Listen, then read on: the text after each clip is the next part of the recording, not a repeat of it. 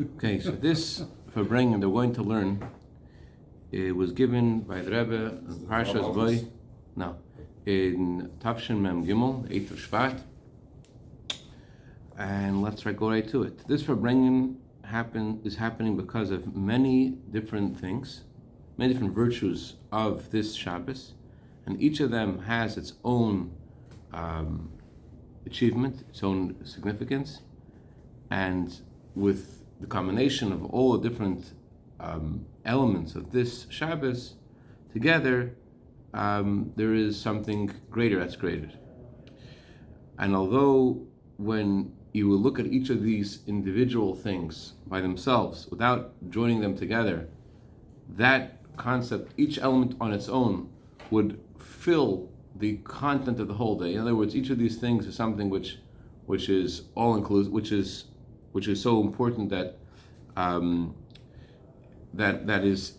that would require focusing just on that concept alone. And it's about this day, so therefore that encompasses every moment of this day. And so therefore there would seem to be no time to focus on another concept of this day. And now much more so it wouldn't make sense to talk about other two more concepts. Nevertheless, since God himself put together these things on this day, it's understood that there's a possibility that every moment of this day can be connected with the achievements, with the elements or the aspects of each of these concepts that have joined together on this day, in the same way had Hashem arranged that the same elements of this Shabbos would have been arranged, that they would be arranged on different days. Since Hashem put them together on the same day, that means that it's possible to absorb the full energy of all these different elements because Hashem put them together. And not only is it possible that we're able to fully process and absorb each element on its own in the same way if God would have just isolated one element for each day, but on the contrary, the fact that all these elements join together, so each of these things complements and assists the other. As is known, the example in halacha, that when two people carry an object, not only are they able to carry the same amount of weight that each of them would carry on their own together. In other words, let's say each person can carry 50 pounds, now they can carry 100, and two people are working to carry something together, they're able to carry more than the sum total of their personal abilities. As Gemara says in Saita on page Daled Amud. And so too regarding what we're talking about, that each element of the Shabbos assists the other elements of the Shabbos, and because of the combination of both these elements together, there is something greater. What's the first element of the Shabbos? This is a Shabbos in which we read Parshas Boy, and the Torah portion is read that emphasizes with a bracha before and a bracha after. The second element of the Shabbos is this is a Shabbos that blesses the coming days of the week, and especially it blesses the 10th of Shvat. And in our generation, it was revealed, well, in previous generations it wasn't yet, it was just there potentially, the greatness of this day, the day of the passing, the day of the Ilula of the previous Lubavitcher Rebbe.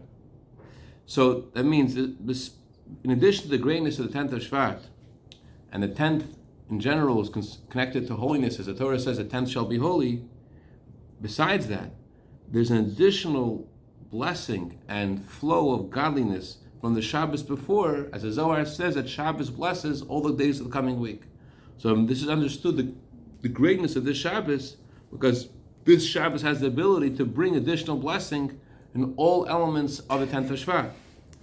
That's the second element of the Shabbos. And the third element of the Shabbos, which was in the year that Rebbe said this, in 1983, that this Shabbos is on the 8th of Shvat. From this understood, this is something which is uniquely connected to something unique about it being on the 8th of Shvat. It's possible that the Shabbos blessing the 10th of Shvat is not on the 8th of Shvat. And this year, it's on the 8th of Shvat. The Rebbe says, certainly there are many other things as well, and it's not; these are not only elements of the Shabbos. There are certainly others, but for sure these things are in the Shabbos. Now, since from everything a person's meant to learn a lesson from in the service of God, from everything he sees, and not just to learn, but to actually do something. So, since we're talking about a lesson that we're supposed to derive from in our lives, which is connected to Torah, and the word Torah means instruction, it's understood that together with this instruction, Hashem is also empowering us to do it. Because that's the difference between Torah and other wisdoms. It says in the Gemara, if someone tells you that the nations of the world have wisdom, believe them. If someone tells you they have Torah, thank you very much. Someone tells you they have Torah, someone tells you nations will have Torah, don't believe them. If they tell you they have wisdom, you can believe them. I'm sorry, that's not Gemara, it's the Medrash Rebbe. Okay, I just want to make sure you're listening, because you want to pay attention to the Satan. Did I say that? I want to make sure I... Yeah. Do we know it? No, I want to make sure. Yeah, correct. Is a rabbi for the base number? Okay, fine. So when we're talking about other wisdoms, you can't say that together with this insight, you're also empowered to fulfill the insight. Only when we're talking about the instructions of Torah, which God gave us. God gives us the Torah. Hey, Mark Shalom Aleichem. God gives the Torah in a way that together with God's instruction, He also empowers us to fulfill this instruction. Because God only asks us to do what we can do. And further, not only in other wisdoms that you study, there's no empowerment, but there's not even an instruction. In other words, when you learn other wisdoms, you only know that if you do A, B, and C, the result will be so and so. But it doesn't tell you what you should do. If you learn science, learn medicine, it just says if you do this, this will happen to your body. It doesn't tell you this is what you should do. But when you learn Torah, Torah is an instruction for a human being how to behave. So in addition to the empowerment that Torah gives us, which when Torah tells us to do something, that means God gives us the ability to do it. Besides that, another thing that sets apart Torah from other wisdoms is that Torah actually tells you this is what you should do.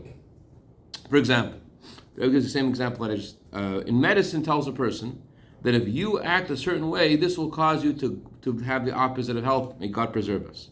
But doesn't give you an instruction that you shouldn't act that way, because according to the wisdom of medicine, there's no prohibition for a person to hurt themselves. However, when you're talking about Torah, Torah has a commandment and instruction that a person is not allowed to hurt himself. And how if a person hurts himself, they are responsible in the heavenly court, etc. And since Torah is also called the Torah of light, it's understood that all of the instructions of Torah are given to us in a clear way, in a way that illuminates the lives of every single Jew. And the Torah instructs every single Jew personally, as the verse says, the Torah that Moshe Rabbeinu commanded us is inheritance of the community of Yaakov. What that means is, although there are certainly many different opinions about how to learn and understand Torah, when a person has better eyes, healthier eyes, he's able to see in a higher way. If his eyes are weaker, and therefore he needs glasses. But nevertheless, Torah is called the Torah of light, so it's given to every single Jew in a way that it's meant to be an inheritance for every Jew. So it's understood that every single Jew could see and understand lessons in Torah in a clear and illuminating fashion, because although there's different levels of seeing the Torah, understanding the Torah, but the Torah is given to every single Jew, and therefore there must be something that everyone can understand and everyone must be able to see in Torah what they're supposed to do. So first of all, let's learn a lesson from the Torah portion of this week, Parshas Bo, by first introducing the following. By first introduction. Since this Shabbos is called Shabbos Parshas Bo, the Shabbos of Parshas Bo, so it's understood, as Baal Shem Tov says, that the name of everything is the energy of that thing. So it's understood that the name Bo is not just about the theme of all the matters of the Torah portion that are read in this Shabbos, but that's also the content and the energy of everything in the Shabbos. In other words, it's not about just the Torah portion of the Shabbos, it's about everything in the Shabbos is Bo. So, although the reason why it's called Shabbos Parshas Bo is because of the Torah portion, But the title of Parshas Bo is not just a title for the Torah portion, it's a title for everything that happens on the Shabbos. And therefore, as soon as Shabbos enters, and many hours before you're going to read the Torah, it's still called Shabbos, Parshas Bo, the whole Shabbos. You're in the middle of eating the chicken and the salad and whatever, and you're eating the chicken and the salad of Shabbos, Parshas Bo. So just like the name of a human being is the energy of the entire person, not just the energy in one specific matter, but your name is to do with everything, it's energy of everything about you, so too the title of Shabbos, if the Jewish people have this custom, which means that's the truth, because the custom of the Jewish people is Torah, if it's called Shabbos, Parshas Bo, that means that's the energy of everything in the Shabbos. And more, since Shabbos has a relationship to the week before it, and the week before Shabbos prepares for Shabbos, as the Talmud says, whoever works on Friday could eat on Shabbos. Where is that, Rabbi Aryeh? I think it's the Gimel now. Okay. So, yeah. So in addition to this... Are you taking notes, President? No. Okay. What's my score? Okay, never mind. So in addition to preparing for Shabbos, the days of the week are not only they prepare for Shabbos, but they are ascend on Shabbos. All the days of the week ascend on Shabbos. And so too, Shabbos is relationship to the following week. As we just quoted the Zohar before, Shabbos blesses days of the following week. So it's understood that the name of the Shabbos, Parshas Bo, is also the energy of everything of the week before. In other words, right now, this is the energy of Parshas Bo. From the first day of the week, from Sunday, it's already the energy of Parshas Bo. And so too, it's also the energy, and it brings a blessing for all the days of the coming week. So it's understood that the lesson that we must learn from Parshas Bo is connected with the second concept that this Shabbos has a relationship to, and that is the Shabbos before the passing of the previous Rebbe, and this blesses the day of the passing of the previous Rebbe. So since the name Bo is the energy of all the matters of the Shabbos, it also continues after Shabbos. And so too, the third element that we mentioned, the 8th day of the week, that this also has a lesson to be learned from Parshas Bo, because this is the title of the Shabbos and includes every element of the Shabbos. It includes the fact that it's the Shabbos before the passing of the previous Rebbe, and it includes the fact that it's the 8th day. So let's learn first of all the instruction from the name Bo. The simple meaning of the word Bo, the word by itself, without the words Bo El Paro. The parsha is not called Bo El Paro. The parsha is not called Come to Paro. The parsha is called Come. So this parsha is a commandment to come and enter inside. That means, you're listening, Marcus? This parsha is inviting you to go inside. That means, until now you're outside. Until you're outside. And therefore there's a commandment of Bo to go inside, into the place you weren't there before. It's understood that there's no reason, no need to explain where the person must enter, because if the Torah is telling us to come somewhere, certainly the intent of the Torah is to go to someplace higher in Kedusha, higher in Torah, higher in its commandments. And the Torah uses specifically the word come and not the word go. That means it's not enough that you go in the good direction, without knowing if you will reach your desired goal. But you have to actually enter. This reminds me of the question Hasidim have about what is greater, to travel to the Rebbe or to arrive and be by the Rebbe. And the conclusion Hasidim have is it's better to travel to the Rebbe than to go and be by the Rebbe. That's even higher, just traveling. However, you only know you're traveling if you arrive. So what's the meaning of come? Come doesn't mean to go. It doesn't say go. It says come. You must arrive. That's the instruction of this parsha. You have to arrive somewhere. To arrive at a higher place. And the Torah is using the word come. That means to go inside. That means it's not just to be mitzvahs nashim l'mada, to do things just by rote. Where does the Gemara discuss mitzvahs nashim l'mada? Nashim is supposed to be shayov, no? Yeah, where does the Gemara discuss it? Okay, I'll get back to you. So the Torah is inviting us to go inside, not just to do this just to be yotzei, but to go inside, not just out of habit, not of rote. And in all commandments of the Torah, the word every commandment in the Torah is written in the language of a promise. In other words, although the Torah is using a commandment, it says this will happen. So together with Hashem telling us, come inside, He's also telling us, you will certainly come inside. In addition to the general promise of God, that every Jew will do teshuvah, and no one will be cast aside from Him, whether in this incarnation or another incarnation, as it says in Tanya, in addition to this, there is a promise that when you will act in this way, the Torah instructs you, you will certainly get inside. So this instruction is to every single Jew, from the heads of the tribe to the wood choppers and water carriers. Everyone receives the Torah. Everyone is part of the community of Jacob that receives the Torah. So when we're talking about the heads of the tribes, so although they're in a very lofty level, and the Torah itself calls them, Torah gives them smicha and says they're the heads of the tribes. They're not just the head of a minion; they're the head of a tribe. That's a simple translation of a sheichem shavtechem. So when we're talking about people on such a lofty level, the Torah is telling them, yes, you're on such a lofty level. Nevertheless, you must go inside. That means to go to a higher level than you were before, although you're on a higher level already. And we're talking about wood choppers and water carriers, although they're in a lower level, they're in a deep pit, nevertheless, the Torah also is talking to them and telling them to go inside. So it's understood that they're given the ability to go to a higher level in their service of God. And as the Torah says, a general rule, Hashem only asks us according to our abilities. So besides that, we are promised that when we will do this, when we'll try to go inside, first certainly we'll be successful to reach inside. As again, because bo means you will go inside. So when we're talking to a Jew who is a wood chopper, a water carrier, and we explain to him, the Torah is telling you must go inside. So he understood simply that he has to go to a higher level in matters of holiness. But when you're talking to a Jew as the head of the tribe, since he's a lamdin, he might explain different pshatim. He might say different explanations. He's going to be already more sophisticated. He's going to say, it's enough for me to just temporarily jump up for a second. Or, just for a moment. So therefore the Torah says, come inside, that you have to really come inside deeply, according to the Torah.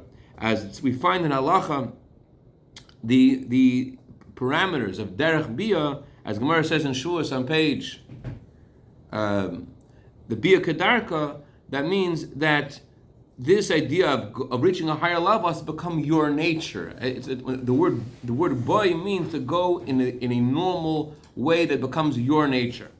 Boy means not just to arrive somewhere, but this become something that you're used to. And this is the general instruction of the Torah, to go from strength to strength, that a Jew must always be in a state of elevation from strength to strength, although he's already in a high level. And not only is he instructed to go from strength to strength, but in this week's Torah portion, we have the message of boy. He has to go inside, wherever level you're in, you should absorb it internally and become part of it. From this understood, that this instruction of the Torah, boy, has a relevance to every matter of Torah and its commandments, not only when we read Parshas Bo, but from Parshas Bo we have a lesson for the entire year, for entire lifetime, and everything according to whatever you're doing, Torah is saying, go inside. According to all the above, we now can understand the second concept of the Shabbos before the Hilula, the anniversary of the passing of Rebbe's father-in-law, the previous Rebbe. Since we're now in the Shabbos before the Hilula, so this instruction of boy has a relationship to all the matters of the previous Rebbe. That means you have to go inside the matters and instructions and the service of God that was taught to us by the previous Rebbe. The general principle, the all-encompassing principle of the service of the previous Rebbe is to spread the Torah and spread the wellsprings to the outside. And to do this in a way of Yoyis Hashem Libi Nachar, as we're learning earlier this week, to help a Jew who feels the previous Rebbe's name is Yosef, and Rachel said him when she gave birth to Yosef, may God give me another child. And we learned the word another child could also mean a child, a stranger. It means instruction of the previous Rebbe's name is to help a Jew who feels like they're a stranger, to help them discover they are God's child. That means in addition to going in the ways of the previous Rebbe, there's a commandment and there's an empowerment, boy, to go inside a higher level in all matters connected to fulfilling the instructions of the previous Rebbe. And although we're already in the middle of the month of Shvat, and we're already after the first day of Shvat, when Moshe Rabbeinu began translating the Torah into 70 languages, and we've already done so many things to prepare for this day, we have an additional instruction in this Shabbos boy that we need to go to a higher level in our preparation for this day. And although on Shabbos there are many matters in our service of Hashem that we cannot do on Shabbos, however, we can on Shabbos make good resolutions regarding all these things. And not only are we able to, but we need to use the day of Shabbos to make good decisions. As it says in the Talmud, b'Shabbos, you take care of communal needs on Shabbos. So this understood that there's an advantage in making a good decision itself even before you're able to do it. As Rashi says, Vayechu v'yasu, it says in this week's Torah portion, that when the Jewish people were told to bring the Korban Pesach, it says they went and they did it. They didn't do it yet. And the Talmud said, the Rashi says, because they accepted to do it, it considers that they did it. So Rashi is saying something, and Rashi's explanations is meant to be the simple translation of the Torah. Rashi doesn't say that it says so in the Mechilta. Rashi says this very simply. Misunderstood. So therefore, there's something that when you make a decision, there's already something that's achieved. Hashem considers it as if you did it. And together with this, understood it. Don't be satisfied with making good resolutions, but action is the main thing when the time comes to actually fulfill these instructions. May it be God's will that every single Jew should have this experience of Vayechel V'yasu, that they should make these decisions and they should be considered as if they're done already, and they should do this with joy and gladness of heart.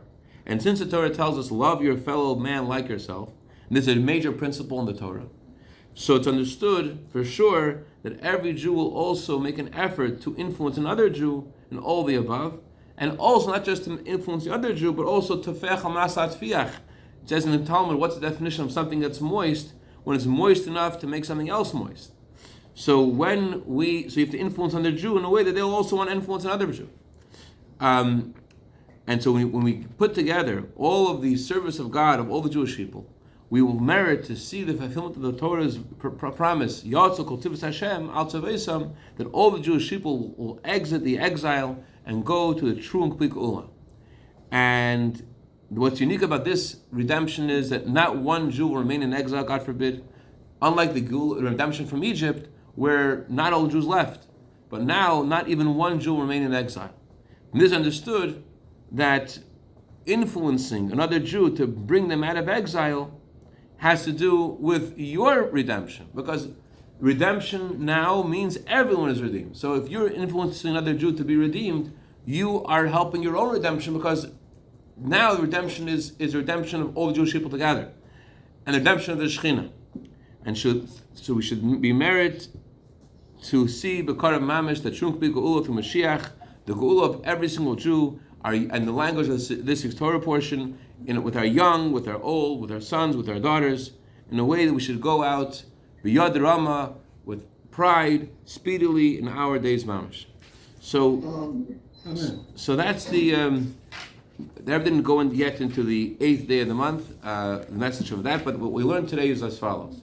Number one, we learned the meaning of the word, an instruction Hashem is giving us, not just this Shabbos, but this whole week, and not just this whole week, but our whole lives. And the instruction is boy. Boy means to go inside. Not just to, and that instruction contains a wealth of information. First of all, it means to go higher. There's one word, there's one level of Judaism that the Jew is always, that the Rebbe subscribes to the Jew should be on, which is more. But the unique contribution of the word boy is that you have to go inside where you are, not just to temporarily, do something externally, but to go inside, whatever level that is, whatever thing in Judaism that you're doing, and from strength to strength and ascending, you have to go inside, and you have not just instruction of the Torah that you should go inside, but also the empowerment that you will go inside. And specifically, as this is the Shabbos before the previous Rebbe's passing, this is an instruction not just to in general Torah mitzvahs, but specifically about the previous Rebbe's activities, which are about spreading Torah and Judaism and helping other Jews who feel like they're strangers to help them discover that they're really God's children. That's the instruction of Boy. Any questions? Go ahead. No. Go ahead. No questions. All right. It's very nice because David just took me last night to go to Go to the Rebbe. Yeah, sure. So it's very nice. Beautiful. Yeah. Beautiful. Yes, thank you. Thank you, Rabbi Levin. Thank you. Thank you for joining. You brightened up my morning, Marcus. Thank you for joining. What is that? Is that from? That looks like the Trader Joe's green juice thing. Was it? It is it's some coconut oil with fresh green salad to begin the day. Dr. Bresson, are you proud of that? I'm very proud of that. Right. Some kale, some spinach, and some tomato, and a big smile. Dr. Bressman is very proud of you. Thank you. Now we got to gang up on a rabbi. No.